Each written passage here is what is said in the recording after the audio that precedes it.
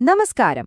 വിജയത്തിലേക്കുള്ള 7 സൂത്രങ്ങളുടെ പുതിയൊരു ഭാഗത്തിലേക്ക് എല്ലാവർക്കും സ്വാഗതം. ഇന്ന് നമ്മൾ സംസാരിക്കാൻ പോകുന്നത് വളരെ പ്രധാനപ്പെട്ട ഒരു കാര്യത്തെക്കുറിച്ചാണ്. എങ്ങനെയാണ് നമ്മുടെ ചിന്തകളെ, നമ്മുടെ സ്വപ്നങ്ങളെ യഥാർത്ഥ വിജയമാക്കി മാറ്റുന്നത്? വെറുതെ സ്വപ്നം കണ്ടിരുന്നാൽ മതിയോ? പോരാ, അത് പ്രവൃത്തിയുടെ ലോകത്തേക്ക് കൊണ്ടുവരണം. അതെങ്ങനെയാണെന്ന് നമുക്കൊന്ന് നോക്കിയാലോ? പണ്ഡിറ്റ് ശ്രീരാം ശർമ്മ ആചാര്യയുടെ ഒരു അടിസ്ഥാന തത്വം നമുക്ക് നോക്കാം. വിജയം അത് മനസ്സിൽ മാത്രം വെച്ചുകൊണ്ടിരിക്കേണ്ട ഒരു കാര്യമല്ല, അത് പ്രവൃത്തിയിലേക്ക് കൊണ്ടുവരണം. ഒന്ന് ആലോചിച്ചു നോക്കൂ. ഒരാൾ വെറുതെ സ്വപ്നം കണ്ടോണ്ടിരിക്കുന്നു, മറ്റൊരാൾ ആ സ്വപ്നത്തിനു വേണ്ടി രാവും പകലും പണിയെടുക്കുന്നു. ആരായിരിക്കും അവസാനം വിജയിക്കുക? ആ വ്യത്യാസം തന്നെയാണ് വിജയവും പരാജയവും തമ്മിലുള്ളത്, അല്ലേ? ശരിക്കും ഇതൊന്ന് ശ്രദ്ധിച്ചു കേൾക്കണം. ഒന്നും ചെയ്യാത്തവൻ ജീവിച്ചിരിക്കുമ്പോഴും മരിച്ചവന് തുല്യനാണ്. എന്തൊരു ശക്തമായ വാക്കുകളാണിത്, അല്ലേ? വെറുതെ ഇരിക്കുന്നത് ഒരു ഓപ്ഷൻ പോലുമല്ല, അത് ജീവനോടെയുള്ള മരണത്തിന് തുല്യമാണെന്നാണ് പറയുന്നത്. അതുകൊണ്ട് തന്നെ നമ്മൾ ചെയ്യുന്ന ഓരോ കാര്യത്തിനും വലിയ പ്രാധാന്യമുണ്ട്. അപ്പോ നമ്മുടെ ആദ്യത്തെ പോയിന്റ് ഇതാണ്: പുരോഗതിയുടെ അധ്വാനം. അതായത് സ്ഥിരമായ പരിശ്രമം എങ്ങനെയാണ് എല്ലാം കെട്ടിപ്പടുക്കുന്നത്. പുരോഗതി എന്നു പറയുന്നത് ഒരു ദിവസം കൊണ്ട് സംഭവിക്കുന്ന ഒരു മാജിക്കൊന്നല്ല, അതൊരു പ്രോസസ്സാണ്. ഓരോ ദിവസത്തെയും ചെറിയ ചെറിയ പരിശ്രമങ്ങൾ കൂടിച്ചേർന്ന് വലിയ മാറ്റങ്ങൾ ഉണ്ടാക്കുന്ന ഒരു പ്രക്രിയ. ഇവിടെ 2 ഉദാഹരണങ്ങൾ നോക്കൂ. ഒന്ന്, നെപ്പോളിയൻ. അദ്ദേഹം എപ്പോഴും പറയുമായിരുന്നു, എനിക്ക് വാക്കുകളല്ല വേണ്ടത്, പ്രവൃത്തിയാണ് വേണ്ടതെന്ന്. ആക്ഷനായിരുന്നു അദ്ദേഹത്തിന്റെ രീതി. അതുകൊണ്ടുതന്നെ അദ്ദേഹം വിജയങ്ങൾ കൊയ്തു. ഇനി മറുവശത്ത് രാവണനെ നോക്കൂ. കയ്യിൽ അമൃത് വരെ ഉണ്ടായിട്ടും അതുപയോഗിക്കാനുള്ള പദ്ധതികളിട്ട് സമയം കളഞ്ഞു. അവസാനം എന്തുണ്ടായി? പരാജയപ്പെട്ടു.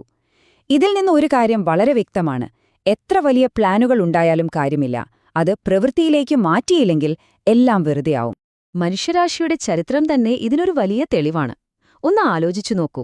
മൃഗങ്ങളിൽ നിന്ന് നമ്മളെ വ്യത്യസ്തരാക്കുന്നത് എന്താണ്? അത് നമ്മുടെ അധ്വാനിക്കാനുള്ള കഴിവാണ്.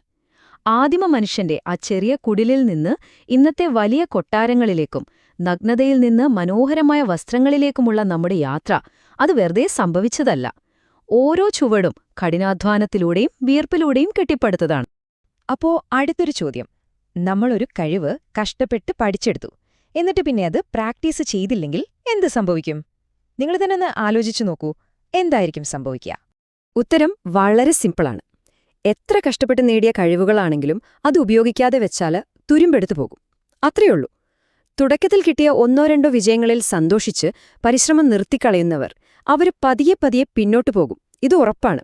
അതുകൊണ്ട് ചെയ്യേണ്ടത് ഇതാണ്: നിങ്ങളുടെ കഴിവിനെ ഒരു ആയുധം പോലെ എപ്പോഴും മൂർച്ച കൂട്ടി വെക്കുക. ഓക്കെ, അപ്പോൾ കഠിനാധ്വാനം ചെയ്യണം എന്ന കാര്യത്തിൽ നമുക്കിനി ഒരു സംശയവുമില്ല. പക്ഷെ ആ അധ്വാനം എങ്ങനെ ചെയ്യണം എന്നതിലാണ് അടുത്ത കാര്യം. അവിടെയാണ് നിങ്ങളുടെ പെരുമാറ്റത്തിന് വലിയൊരു റോള് വരുന്നത്. ഇതൊരു കിടിലൻ ആശയമാണ്. നിങ്ങളുടെ പെരുമാറ്റം അത് നിങ്ങളുടെ ഒരു മൂവിംഗ് അഡ്വർടൈസ്മെന്റ് ആണ്. അതായത് ചലിക്കുന്ന ഒരു പരസ്യം.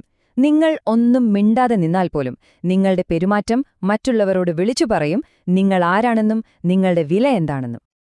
അപ്പോ വിജയത്തിലേക്ക് നമ്മളെ എത്തിക്കുന്ന ആ നല്ല പെരുമാറ്റം എങ്ങനെയുള്ളതായിരിക്കണം? 1.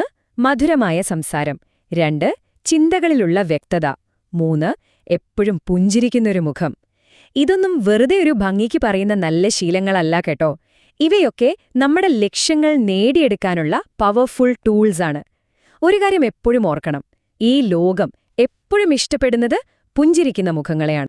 ഇപ്പോൾ നമ്മൾ സംസാരിച്ച കാര്യങ്ങളെല്ലാം ഒന്ന് കൂട്ടി വായിച്ചു നോക്കിയാൽ ഒരു കാര്യം നമുക്ക് മനസ്സിലാകും. വിജയമെന്ന് പറയുന്നത് ലോട്ടറി അടിക്കുന്നത് പോലെയുള്ളൊരു ഭാഗ്യമല്ല. അത് ശരിയായ പ്രവൃത്തികളുടെ, നമ്മുടെ നല്ല പെരുമാറ്റത്തിന്റെ ഉറപ്പായൊരു റിസൾട്ടാണ്. അതായത് വിജയത്തിന് ഒരു ഗ്യാരണ്ടിയുണ്ട്. ഇതിനെ വളരെ ലളിതമായി ഇങ്ങനെ പറയാം: നിങ്ങളുടെ വലത് കൈകൊണ്ട് നിങ്ങൾ ജോലി ചെയ്യുക, അധ്വാനിക്കുക. ഉറപ്പായിട്ടും നിങ്ങളുടെ ഇടത് കൈയിൽ വിജയം വന്നിരിക്കും. ഇതൊരു ഗ്യാരണ്ടിയാണ്. കാരണം പ്രവൃത്തിയും അതിന്റെ ഫലവും തമ്മിലുള്ള ബന്ധം അത്രയ്ക്ക് സ്ട്രോങ് ആണ്. അവസാനമായി ഏറ്റവും പ്രധാനപ്പെട്ടൊരു കാര്യം, ഈ പഴഞ്ചൊല്ല് നമ്മൾ എല്ലാവരും കേട്ടിട്ടുണ്ടാകും: സ്വയം സഹായിക്കുന്നവരെ മാത്രമേ ദൈവവും സഹായിക്കൂ.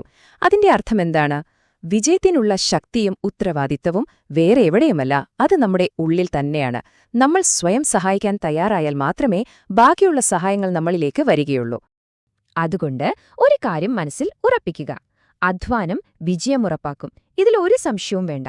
നിങ്ങളുടെ ഭാവി അത് മറ്റാരുടെയും കയ്യിലല്ല, അത് 100% നിങ്ങളുടെ കയ്യിലാണ്. ഈ ഒരു ചിന്ത നിങ്ങളുടെ കൂടെ എപ്പോഴും ഉണ്ടാകട്ടെ.